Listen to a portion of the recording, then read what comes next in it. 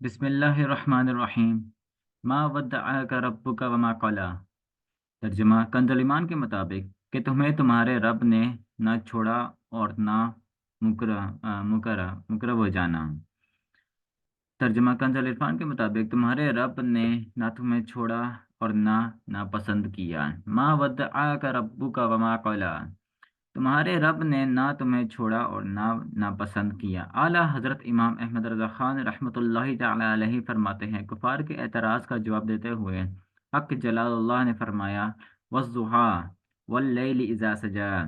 قسم ہے دن چڑھے کی اور قسم رات کی جب اندھیری ڈالے، یا قسم اے محبوب تیرے روئے روشن کی، اور قسم تیرے زلف کی جب چمکتے رخساروں پر بکھر آئے۔ ما ودعک ربک وما قلا، نہ تجھے تیرے رب نے چھوڑا اور نہ دشمن بنایا۔ اور یہ اشقیاء بدبخت بھی دل میں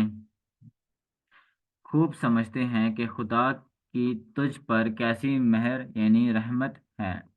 اس مہر یعنی رحمت ہی کو دیکھ دیکھ کر جلے جاتے ہیں،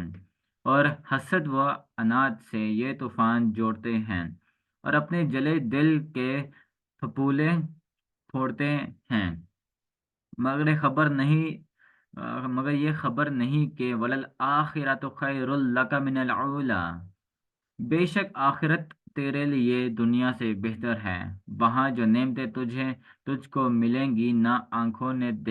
دیکھیں، نہ کانوں نے سنے، نہ کسی بشر یا ملک کے خطرے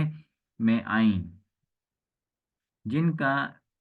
اجمال یہ ہے، وَلَسَوْفَ يُعْطِيكَ رَبُّكَ فَتَرْضَىٰ، قریب ہے تجھے تیرا رب اتنا دے گا کہ تو راضی ہو جائے گا۔ اس دن دوست دشمن سب پر کھل جائے گا کہ تیرے برابر کوئی محبوب نہ تھا۔ خیر، اگر آج یہ اندھے آخرت کا یقین نہیں رکھتے تو اے پیارے حبیب، تجھ پر خدا کی عظیم جلیل کثیر جزیل نعمتیں رحمتیں آج کی تو نہیں قدیم ہی سے ہیں۔ کیا تیرے پہلے احوال انہوں نے نہ دیکھے اور ان سے یقین حاصل نہ کیا کہ جو نظر عنایت تجھ پر ہے ایسی نہیں کہ کبھی بدل جائے۔ الم یجد کا یتیمن فآوا ووجدک ضالا فہدا ووجدک عائلا فأغنا فأما الیتیم فلا تقہر وأما السائل فلا تنحر وأما بنعمت ربک فحدث۔ کیا اس نے تمہیں یتیم نہ پایا پھر جگہ دی، اور تمہیں اپنی محبت میں خود رفتہ پایا، تو اب تم اپنی طرف راہ دی، اور تمہیں حاجت مند پایا تو غنی کر دیا، تو یتیم پر دباؤ نہ ڈالو، اور منگتا کو نہ جھڑکو، اور اپنے رب کی نعمتوں کا خوب چرچا کرو۔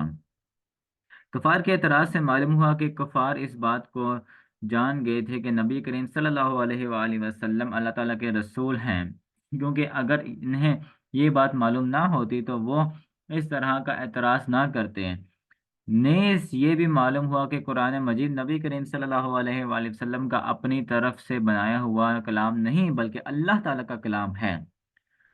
اور اسی کی طرف سے تاجدار رسالت صلی اللہ علیہ وآلہ وسلم پر نازل ہوا ہے، کیونکہ اگر قرآن مجید نبی کریم صلی اللہ علیہ وآلہ وسلم کا اپنی طرف سے بنایا ہوا کلام ہوتا تو آپ کا کلام مسلسل جاری رہتا اور اس میں وقفہ نہ آتا، اور اس طرح کفار کو یہ اعتراض کرنے کا موقع نہ ملتا کہ محمد مصطفیٰ صلی اللہ علیہ وآلہ وسلم کو ان کے رب عز و جل نے چھوڑ دیا اور ناپسند کیا۔ وَلَلْآخِرَةُ خَيْرٌ لَكَ مِنَ الْأُولَىٰ، ترجمہ کنز ایمان کے مطابق اور بے شک پچھلی تمہارے لیے ہی پہلی سے بہتر ہے۔ ترجمہ کنز عرفان کے مطابق اور بے شک تمہارے لیے ہر پچھلی گھڑی پہلے سے بہتر ہے۔ وَلَلْآخِرَةُ خَيْرٌ لَكَ مِنَ الْأُولَىٰ، اور بے شک تمہارے لیے ہر پچھلی گھڑی پہلے سے بہتر ہے۔ مفسرین نے اس آیت کا ایک معنی یہ بیان کیا ہے کہ اے حبیب صلی اللہ علیہ وآلہ وسلم، بے شک تمہارے لیے آخرت دنیا سے بہتر ہے، کیونکہ وہاں آپ کے لیے مقام محمود، حوض کوثر اور وہ بھلائی ہے جس کا وعدہ کیا گیا ہے۔ آپ صلی اللہ علیہ وآلہ وسلم کا تمام انبیاء و رسول علیہ الصلاۃ والسلام پر مقدم ہونا، آپ صلی اللہ علیہ وآلہ وسلم کی امت کا تمام امتوں پر گواہ ہونا، آپ صلی اللہ علیہ وآلہ وسلم کی شفاعت سے مومنوں کے مرتبے اور درجے بلند ہونا، اور بے انتہا عزتیں اور کرامتیں ہیں جو بیان میں نہیں آ سکتی۔ نیز مفسرین نے اس آیت کے ایک معنی یہ بھی فرمائے ہیں کہ آنے والے احوال آپ کے لیے گزشتہ سے بہتر و برتر ہیں،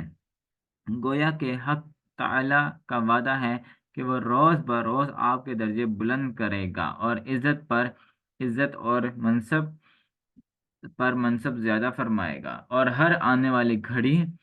میں آپ کے مراتب ترقیوں میں رہیں گے۔